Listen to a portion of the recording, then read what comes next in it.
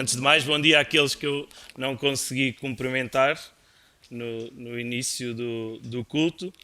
Vamos então para a palavra do Senhor. O nosso texto hoje, como já foi anunciado e como todos creio que sabem, Filipenses, capítulo 3 e o versículo 1.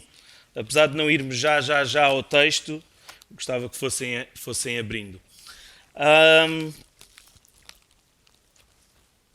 Para facilitar hoje o estudo, a meditação deste texto, eu gostava de fazer várias ilustrações e eu vou pedir a vossa ajuda, como tem vindo a ser habitual. Então eu vou fazer algumas perguntas e gostava da vossa participação. Então, a primeira pergunta é: quantos aqui, e podem levantar a mão sem problema nenhum, sabem fazer malha, renda ou tricô?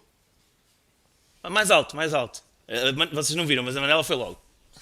Por isso, se alguém precisar de serviço, a Manela está disponível. Muito bem. E quantos sabem tocar um instrumento musical? Eu não disse que era tocar bem. Eu disse era quem sabe tocar. Mas pronto, quem sabe tocar bem? Há mãos que baixam ou não? Se calhar baixa.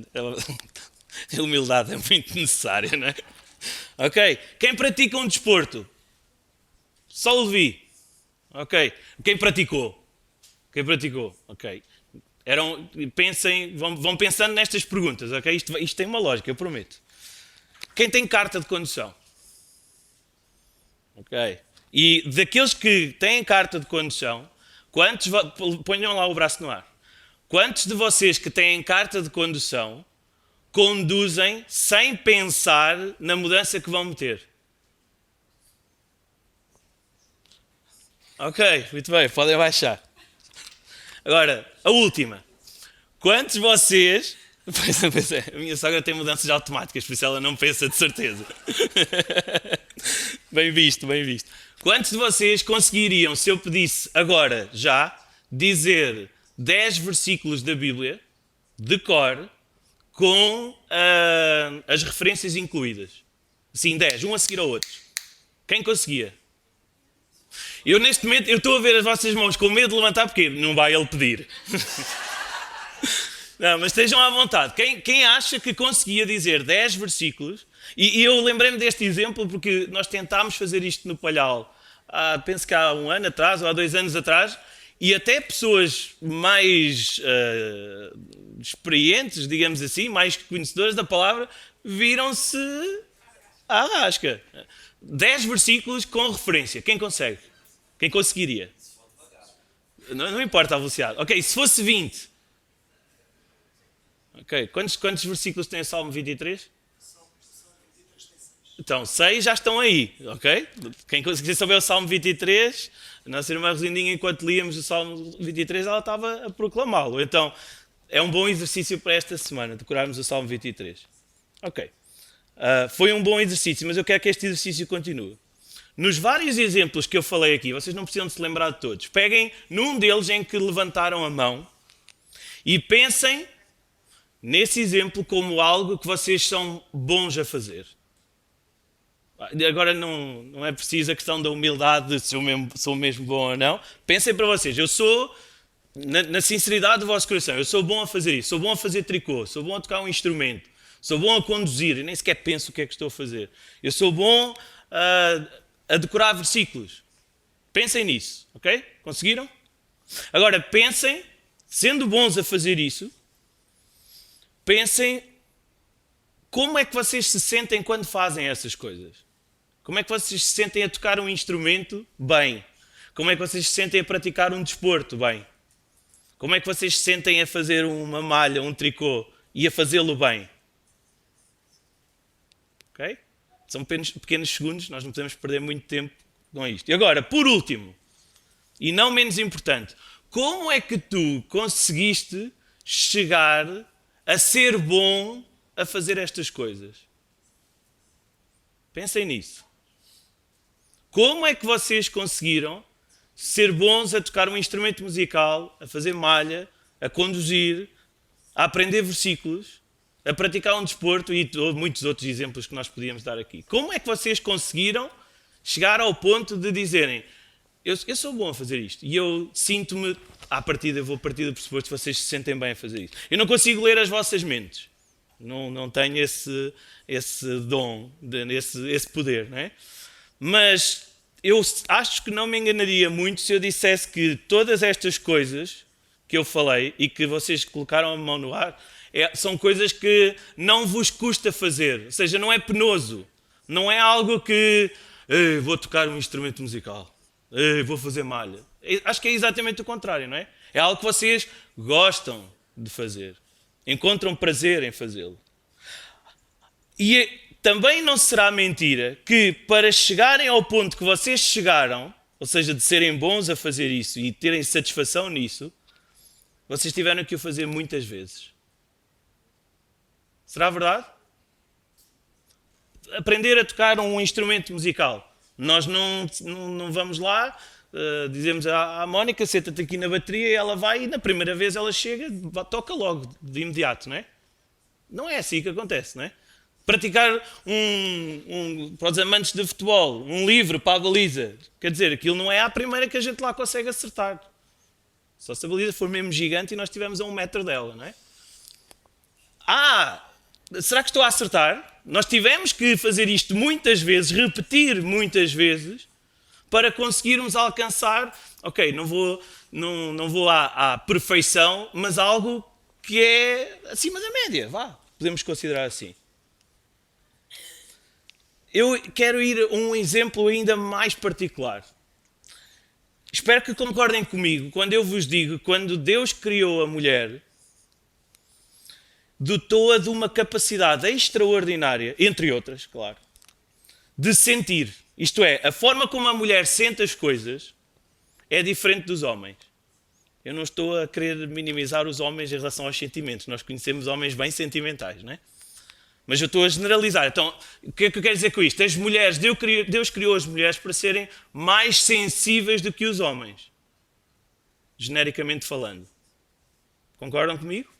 Então, se isto for verdade, se houver uma mulher que ouça de um filho, do marido, de um filho, de um neto, de um sobrinho, de um amigo, de uma amiga, seja de quem for, a expressão eu te amo, esta mulher vai sentir isto de uma forma muito mais forte do que um homem. À partida, continuo a dizer, estou a generalizar. Okay? Então também não será difícil perceber que quanto mais uma mulher ouve esta expressão, mais segura ela se vai sentir, mais alegre ela se vai sentir. Qual de vocês, mulheres aqui, não gosta que alguém chegue perto de vocês e vos diga eu te amo? Vocês não viram, mas elas todas serão assim. É recado para os homens, tá? Faz sentido isto? Ou seja, repetir várias vezes a expressão eu te amo a alguém faz com que essa pessoa, principalmente se ela for mulher, se sinta mais confiante, mais alegre. Sente-se mais, inclusive, mais segura. Nós conseguimos perceber então que todas estas... O que é há comum nestes exemplos, nas perguntas todas que falámos anteriormente e neste último exemplo mais particular e mais sensível? O que é que há de comum? A repetição. Quanto mais vezes tu fizeres uma coisa, mais ela se tornará natural para ti e mais confiante tu te sentes ao fazê-la. Quanto mais tu ouves alguém dizer-te alguma coisa, isso vai estar na tua cabeça e te dá confiança em relação a isso.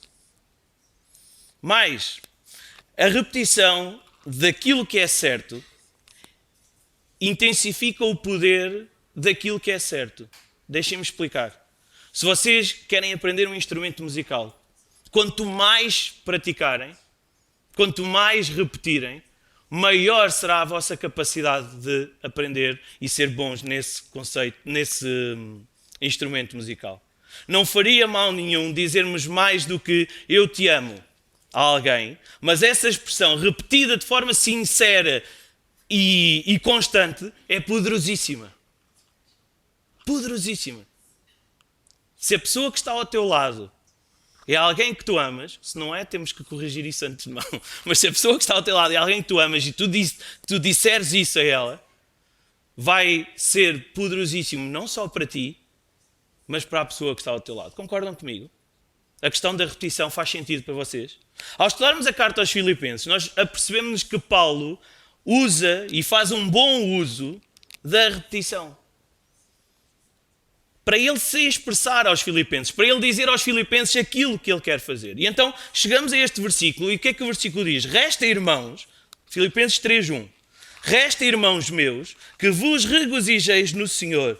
Não me aborreço de escrever-vos as mesmas coisas, e é segurança para vós. Há uma outra tradução que diz assim: haja pois o que houver, meus irmãos, tenham alegria no Senhor. É verdade que estou sempre a dizer-vos a mesma coisa, mas não me importo, porque isso representa uma segurança para vocês. Então, na verdade, quando vamos para trás, nos textos que já estudamos, e aquilo que ainda iremos estudar para a frente, Paulo está constantemente a repetir as mesmas coisas. Ele está sempre a falar sobre o amor que sente pelos filipenses e como os vê como parceiros de ministério. Aperceberam-se disso? Vários foram os sermões que até hoje, desde que estamos a estudar esta carta, nós várias vezes referimos o amor que Paulo tem pelos filipenses, expressado na própria carta. Paulo repetidamente fala das suas vitórias, das suas prisões e da forma como este sofrimento e estas alegrias estão afetas e estão diretamente relacionadas com o Evangelho de Cristo. Tudo pelo Evangelho de Cristo. Paulo repete que a salvação e a esperança gloriosa só pode ser alcançada por Cristo. Ele está constantemente a dizer isto. Ele fala, inclusive, de que Cristo é o exemplo a seguir, como ele o seguia, como Timóteo, por sua vez, como Epafrodito, por sua vez, como vimos.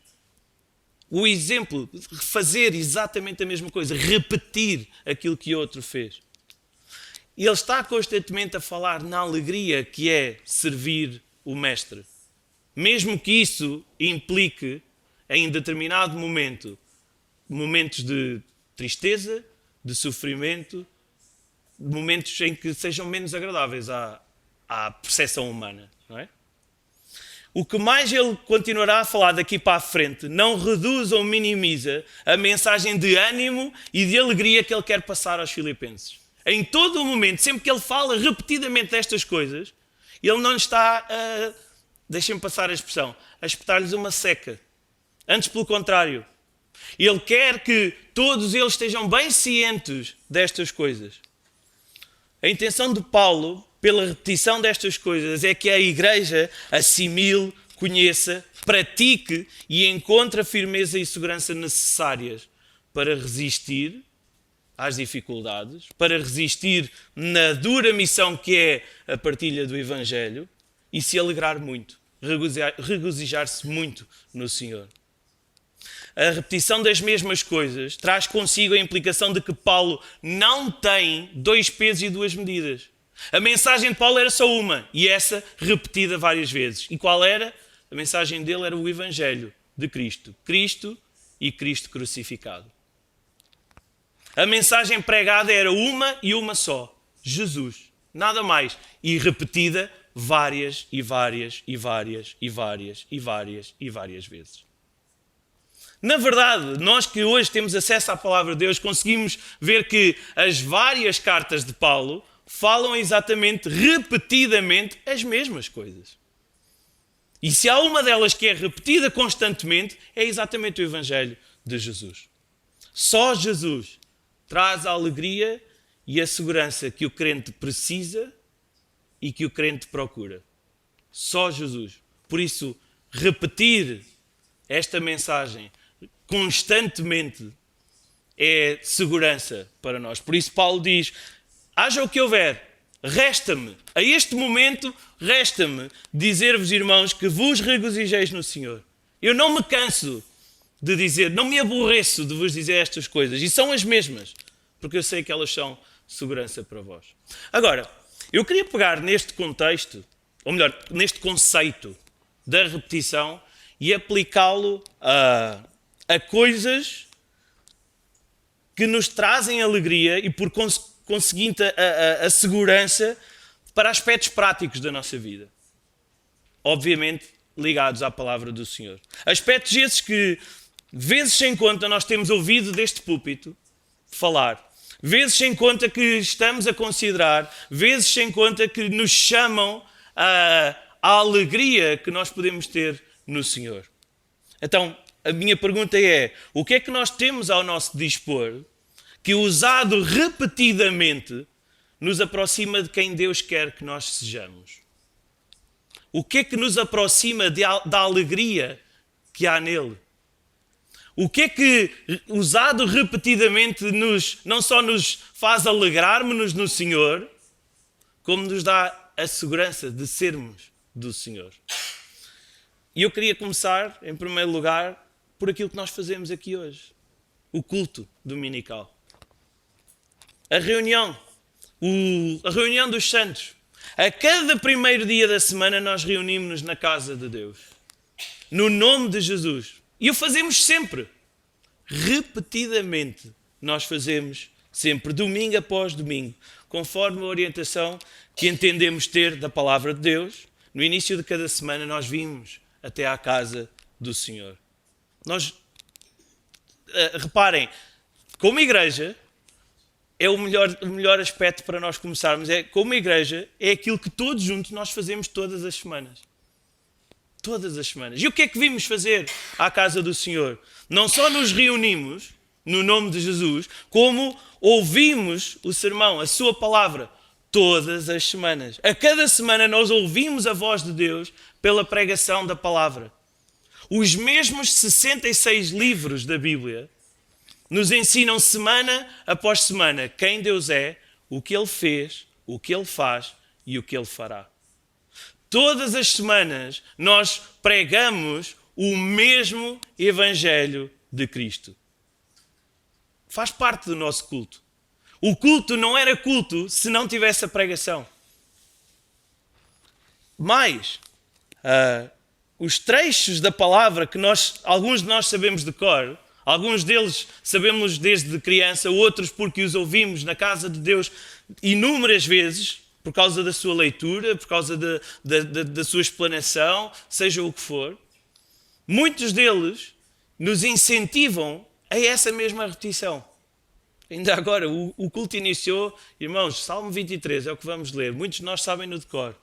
Devíamos saber de cor. Estamos a ser desafiados. Tu vens à casa de Deus, reunir-te no nome de Jesus, para seres desafiado à palavra, a ouvires a palavra e a seres transformado por essa mesma palavra. Nós ouvimos sermões que nos incentivam à adoração do único Deus verdadeiro, que nos exortam, que nos corrigem, para continuarmos firmes, seguros, no caminho que o Senhor de antemão já preparou para nós.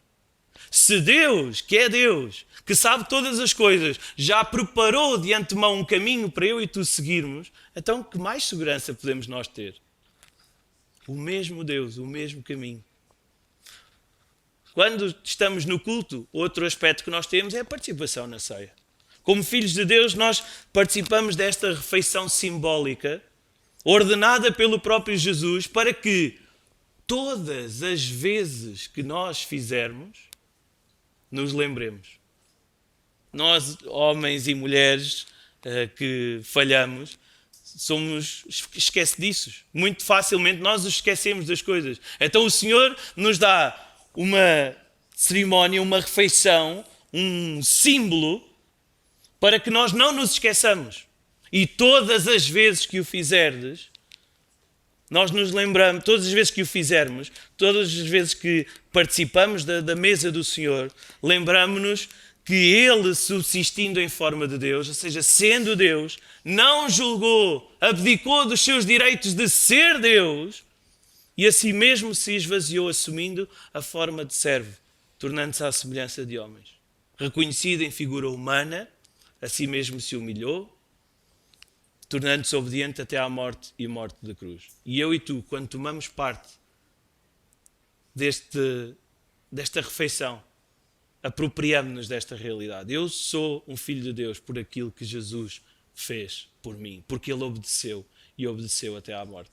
Então, este ato que fazemos todos os domingos, todas as semanas, repetidamente nos obriga a lembrarmos-nos daquilo que Jesus fez por nós.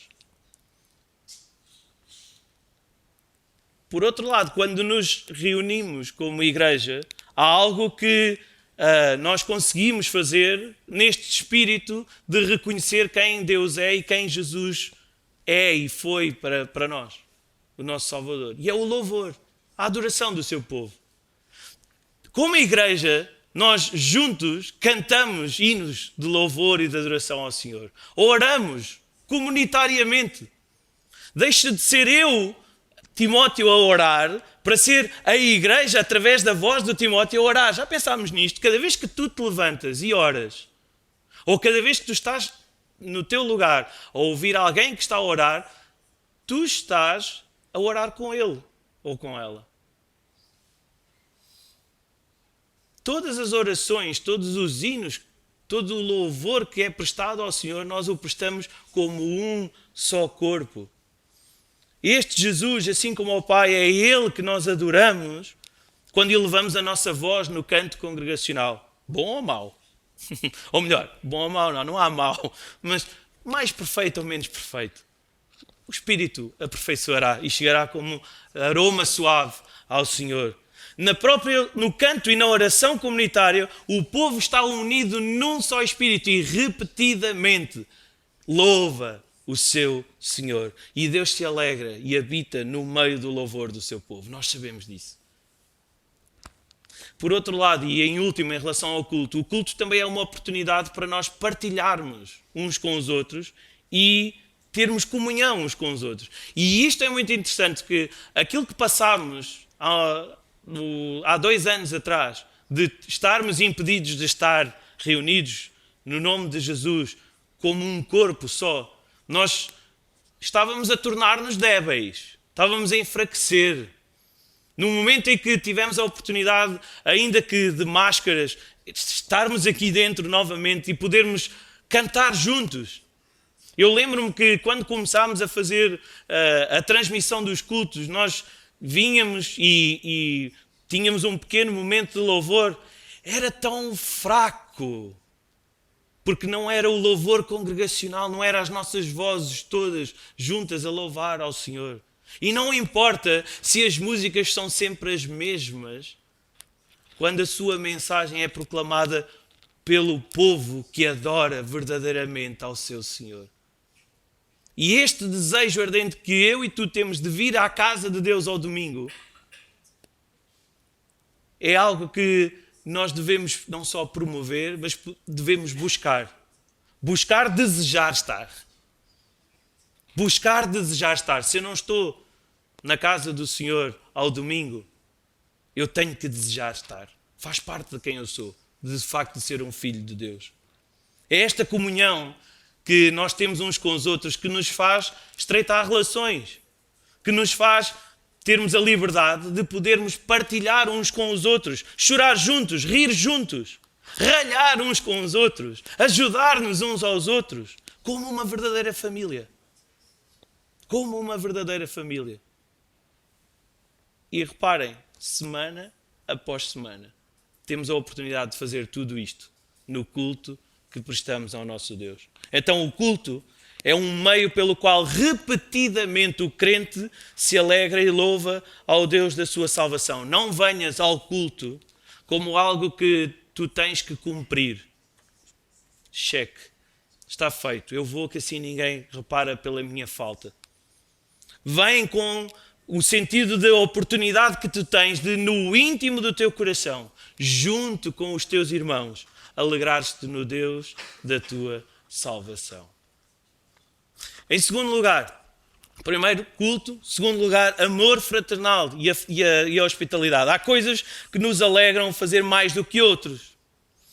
E das que mais gostamos, como é óbvio, nós essas não nos importamos de repetir. Algo que é bom, algo que tu fazes que é bom, tu gostas de repetir. O que vos vou falar de seguida, eu vou falar como Paulo. Eu não me canso de vos dizer isto. Eu não me aborreço de dizer-vos isto. Se há coisa que eu gosto, é comunhão de mesa. Não me canso de vos dizer. Se há coisa que eu gosto, é comunhão de mesa. Eu gosto de me sentar à mesa e estar com vocês. Alguns já tive a oportunidade, outros nem por isso, alguns estão-me a dever, outros estou eu a dever. Mas a verdade é que quando tu estás à mesa, na tua casa, como nós há bem pouco tempo, quando falámos de hospitalidade, abordámos esta questão, é uma excelente oportunidade para tu demonstrares o amor fraternal que também tens dentro da igreja no culto dominical.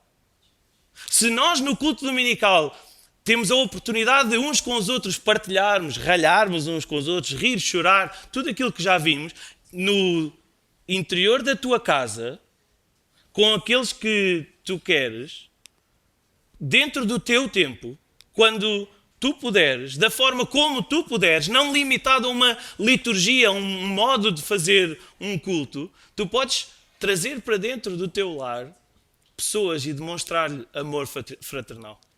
Demonstrar a tua hospitalidade cristã. Ajudar, dar uma palavra. É um excelente complemento ao culto que dominicalmente nós fazemos aqui. É um excelente complemento à reunião de estudo que temos todas as sextas-feiras. É um excelente complemento às reuniões de oração que temos às terças-feiras. É uma excelente oportunidade que, não estando condicionada a quaisquer tipo de logísticas, as logísticas serão diferentes, como é lógico, tu podes usar e abusar do amor fraternal para com aqueles que mais necessitam. Dentro do teu lar. Ou noutro sentido, tu podes até receber na tua casa aqueles que te podem ajudar a ti. Tu podes usufruir do amor fraternal que alguém pode usar para contigo, para te ajudar. Então não desleixes o trabalho pessoal e individual que o teu Senhor te chama a fazer. Usa e abusa dele.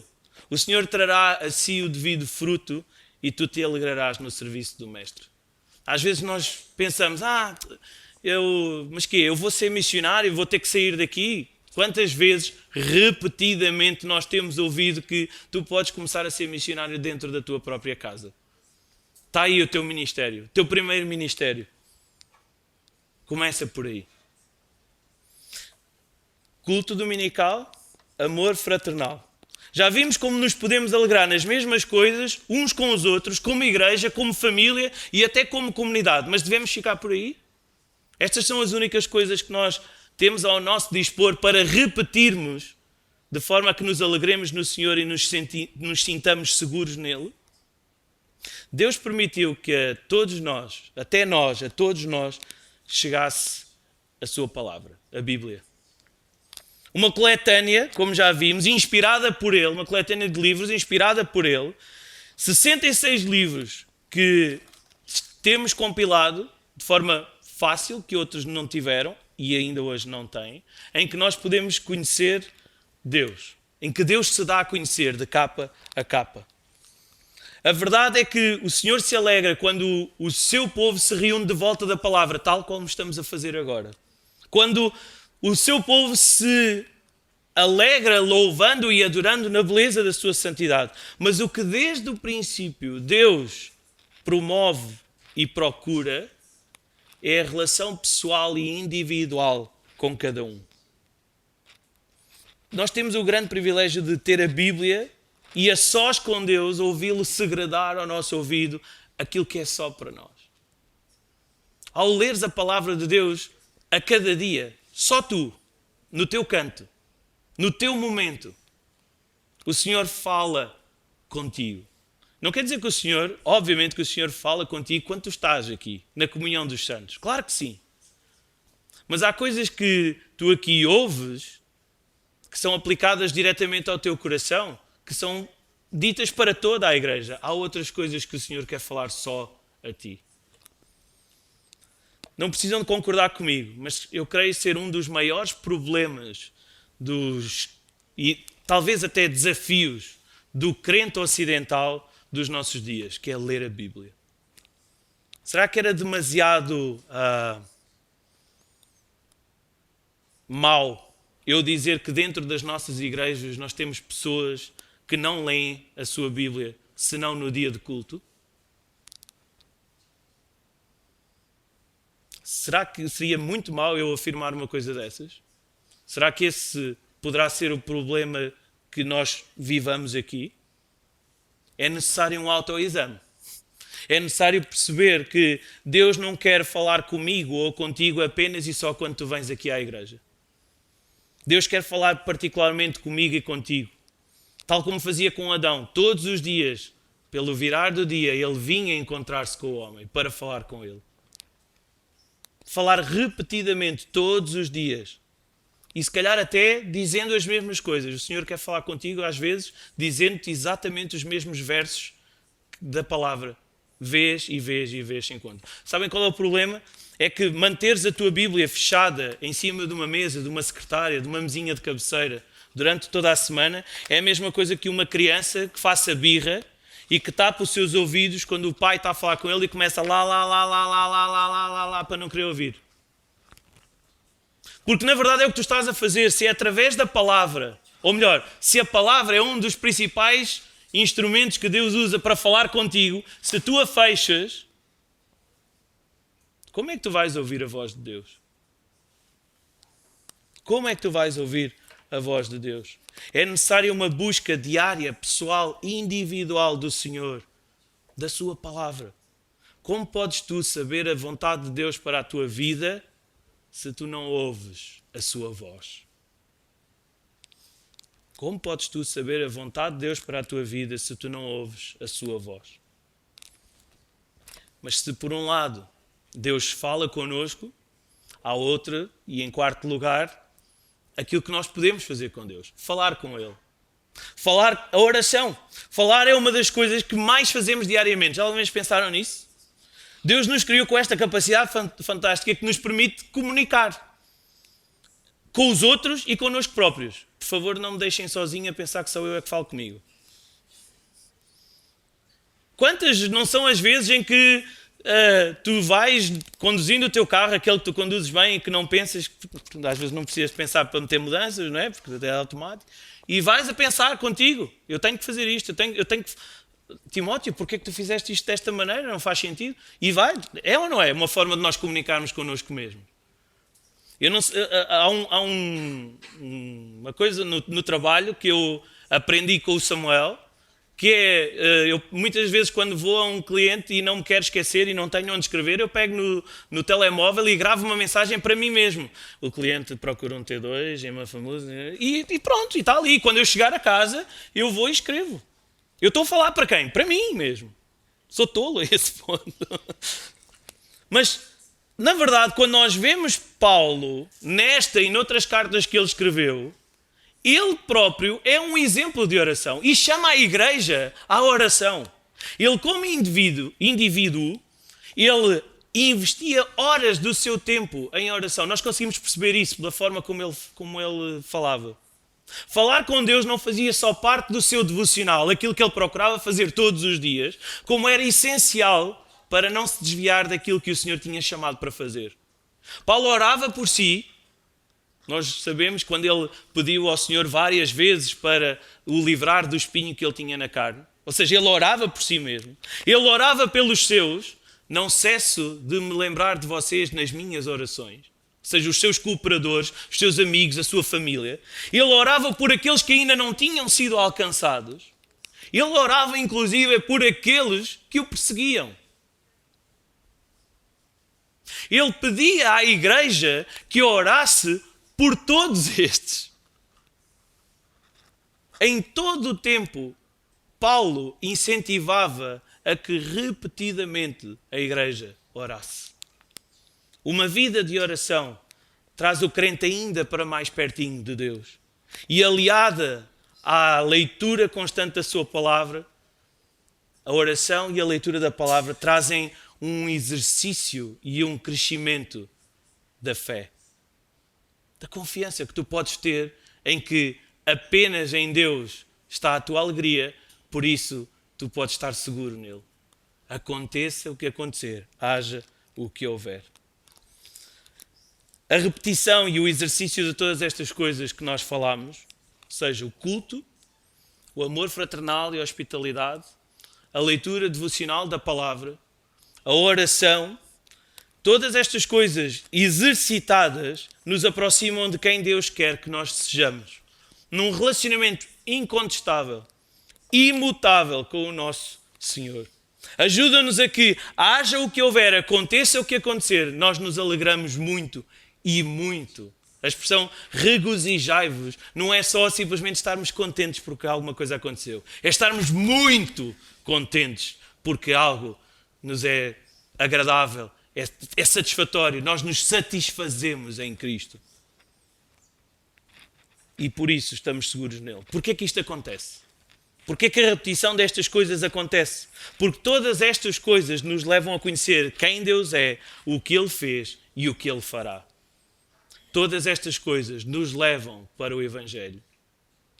E em jeito de conclusão, eu queria que o quinto ponto que nós considerássemos fosse exatamente o Evangelho. A repetição do Evangelho. É a última coisa a fazer em loop, constantemente, para a nossa alegria e para a nossa segurança. Como confiarmos em alguém que nós não conhecemos? Para tu conheceres alguém, tu tens que passar tempo com essa pessoa. Repetidamente. Quando nós gostamos de fazer uma coisa, vamos voltar aos exemplos do início. Quando tu gostas de tocar um instrumento musical, mas quando gostas mesmo. Quando tu gostas de praticar um desporto. Quando gostas de fazer malha. Quando gostas de todas essas coisas que nós vimos. Tu queres, tu desejas, tu não vês a hora de fazer aquilo hoje. Porque eu hoje ainda não fiz. E eu quero fazer. Ou deixem-me ir a um exemplo um bocadinho mais fácil se calhar de compreendermos. Quando nós começamos a desenvolver sentimentos por alguém. Quando começamos a apaixonar-nos. Quando começamos a gostar, a olhar para uma pessoa de maneira diferente. Nos nossos relacionamentos. Quantas vezes nós queremos estar com essa pessoa? Basta irmos lá uma vez e está feito? Basta, vamos tomar um café. Tomamos o café. Então, como é que te chamas? Mónica. Eu sou Timóteo. Então, tudo bem? Ok, está bom, cheque. A partir desse momento, eu gosto muito dela, ela gosta muito de mim, mas o que vai acabar por acontecer é que nós não precisamos nos encontrar mais, não temos esse desejo. É isto que acontece? Quando tu começas, é que eu só estou a falar no início, quando tu começas a desenvolver esse tipo de sentimento por alguém.